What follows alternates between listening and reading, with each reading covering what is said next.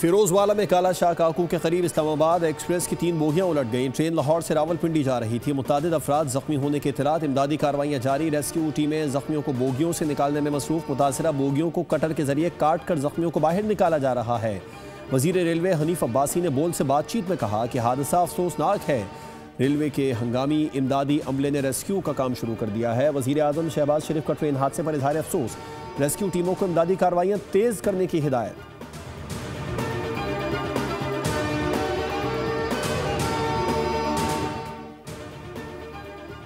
बलूचिस्तान की तमाम अजला में 15 दिन के लिए दफ़ा 144 नाफिज। डबल सवारी, काले शीशे, असलहे की नुमाइश, चेहरा ढांपने पर सख्त पाबंदी होगी। महकमा दाखिला बलूचिस्तान के नोटिफिकेशन के मुताबिक खिलाफ वर्जी करने वालों के खिलाफ सख्त कानूनी कार्रवाई की जाएगी।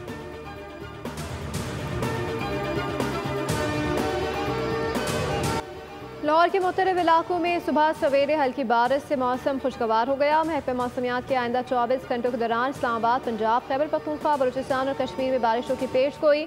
लाहौर, सियालकोट, गुजरात, ननकाना साहब, फैसलाबाद, मियांवाली और मुल्तान में भी बादल बरसेंगे। सिंध के बेशतर इलाकों में मौसम गर्म और हब्स से रहने की पेश गोई। कराची में सुरमई बादलों का राज। मुख्तलिफ इलाकों में हल्की फुहार से मौसम हसीन हो गया।